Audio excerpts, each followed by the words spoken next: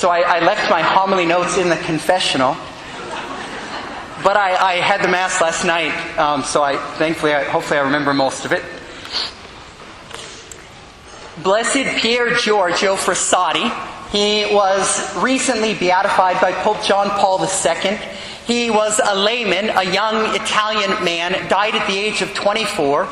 He's been given the title, the handsomest saint in heaven. So if any ladies don't know about him, you might want to check him out. The most handsome saint in heaven. He was from one of the most wealthiest families in all of Italy, the third most influential family. When he died, after his passing, his parents were going through his stuff and they found he kept very, very detailed records of how he would spend money. Everything that he received from his parents, almost everything he gave away. And they found that he was providing for over 125 poor families.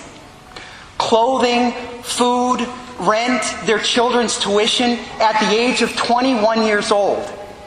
At the age of 24, he contracted polio by visiting a poor man with that disease. The night before he died, he asked his sister, he said, "Will you go grab my jacket?" Now, with polio, he was almost paralyzed. She grabs his jacket and she's wondering, "Why would you ask me to do that?" He says, there's a little slab of paper in the pocket. Will you please get it out? She pulls it out and it's a receipt from the pharmacy. He said, "Will you please have that prescription refilled? It's for a poor man named Conservo. Put it on my account." The last act of his entire life, he died the next day. At the age of 18, his dad bought him a brand new car. He sold it that day and gave all the money to the St. Vincent de Paul Society. A young man who had absolutely everything you could imagine, and he gave it all away. This last week I was on this priest retreat week with the bishop and all the priests in the diocese, and I had a chance to listen to a CD that I listened to years ago. An American diocesan priest named Father Tim Dieter, he tells the story about a young man that was in the seminary with him a year behind him. This young man, he was very popular in high school. He was a partier. He was the captain of the basketball team. To the shock of everybody, he announces he's going to enter the seminary the next year. So he says what was even more surprising is when he got to the seminary, he didn't leave his old life behind. He visits his room the first day and he sees that he's put in wall-to-wall carpet. He's got a TV, a fridge, a stereo, a Cutty Sark whiskey poster on the wall, and Playboy magazines. It was the party room for the entire year. This guy's thinking, he's going to get kicked out for sure. Well, at the end of that first year, they're having a retreat before summer break. On the final day of the retreat, the priest who was celebrating Mass, he says, "Does anyone have any special intentions to offer?" And one guy says, "Oh, pray for the Pope or the souls in purgatory." And this young man, Brian Walsh, he says, "Lord, I want to ask for your forgiveness. I've realized on this retreat that I've wasted my life up until this point. I've deceived my parents. I've deceived the seminary. And Lord, I've tried to deceive you. And I want to change my life. I want to follow you with all my heart." This priest said, some of the seminarians started chuckling, "Oh, Brian, who are you kidding?" Well, they came back the next year and they go to visit his room again for the next party and everything's gone. He had sold his car, he'd gotten rid of all of it. Well, during that year, one day, this now ordained priest, he said he walked into the church, then he sees Brian kneeling up right in front of the Blessed Sacrament. Then Brian hears him come in and he's kind of embarrassed and he's walking out. And he just says to this now priest, he said, "Have you ever thought about it? Our Lord's love and His humility, that He waits in the tabernacle all day, every day for us to visit Him?" That next summer, he gets an assignment at a poor parish with 2 priests. And these priests tell at the end of the summer that he gave away all his clothing. And when he ran out of his own clothes, they found that he would take their clothing from their drawers in their room. One day they came back and their pillows were gone from their bed. One day they came home and the maid, the lady who made their meal, the meal was gone. He distributed it to the homeless. Well, the final act was one night that one of the priests was coming downstairs to get a glass of milk in the middle of the night, and Brian had let a homeless man in to sleep on the couch. And the homeless man is awoken and he's startled and he just reaches and grabs an ashtray and throws it across the room, and it hits this priest in the eye and almost puts his eye out. So the next day the priests have to sit down with Brian. They say, I'm sorry, what you're doing, we understand it, it's beautiful, but we don't live that life. Maybe you're called elsewhere. At this time in the 70s, nobody really had heard of Mother Teresa. So Tim tracks her down, goes to Calcutta, and she sends him to Cambodia to work with some of his priests. He's there a short time. The communist regime comes in to take over the country. All the Americans flee except for two, Brian and a naval aviator. And it's national news. This seminarian is in Cambodia at this time. He writes a letter to the seminary, to all his seminarian friends, and he says this. He said, "If they ask me to leave, I will stay.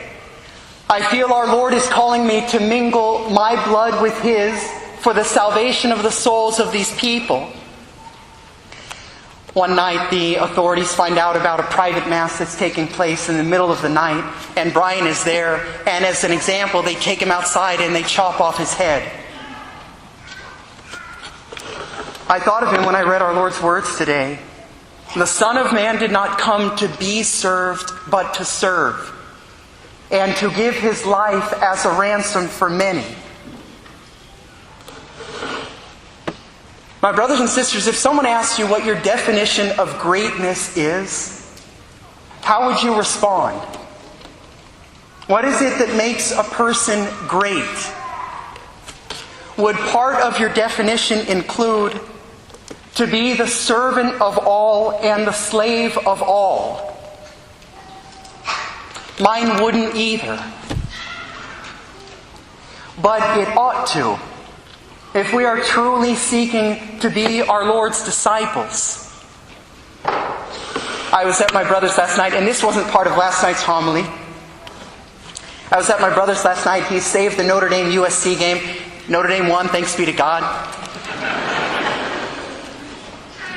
And we sit down, and he's so excited, and right as he turns the game on, Leah goes, Matt, or his wife, Matt, hey, Peter wants one more book read to him. Would you just take a moment? I got to prepare cookies. I don't know what she's doing today. He said, okay. And I was surprised. I'm looking at him. He just did it without any argument. No, yeah, sure. He goes, comes back a little while later, and Leah's storming around the house, and she says, Matt, Elise, she can't find her little puppy dog. I think it might be out in your car. Will you go check? And I'm just waiting for the reaction, right? He goes, yeah, sure. Gets up, goes check. He comes back, we're watching for like 15 minutes. Hey, Matt, I need to bring one of these trays of cookie out to the back house. Can you grab it? He looks at me with that look like, if she asks one more thing, I'm going to kill her. Right? We don't have to be martyrs to be servants. And we don't have to give away everything like Blessed Pier Giorgio. But we all have that same call, every single one of us. And there are 1,000 ways to serve every single day. And probably above all at home. With your siblings, with your kids, with your wife, with your husband. The more we follow Christ, the more we do so unbegrudgingly, without complaint. And actually over the course of time, we ought to find joy in being the least of all and placing ourselves last. And we ought to get to a point where it's to such a degree that we would actually rather remain anonymous in what we're doing. And I close with this example. This Dominican sister is no longer here at our parish. I didn't know she'd done this until afterwards. The superior of the convent, Sister Maximile Marie, our former principal, she came to me at the end of a month, or at the beginning of the next month, and she said, Father, when you look at the bank statement from last month, you're going to find about a $30 charge from the school. And she said, I just want to let you know what that was for. She said one of the sisters came to me and she'd noticed that each day one of our students, a young boy, was carrying his books to school every day. And after seeing this for a few days, she says to him, don't you have a backpack? Why do you carry those every day? Sometimes it was laborious, heavy books. And he says, there was a hole in my backpack and my parents said that right now we're not able to afford one. So the superior says to me, so the sister said, can the school buy a new backpack for him? I know that we've taken a vow of poverty, so the sisters can't go out and buy one. But I thought that if I took a cold shower every day for the next month, it would probably pay off that backpack. I was moved to tears. This sister took a cold shower every day for a month so that a poor kid could have a backpack. If you wish to be great, make yourself the servant of all and the slave of all.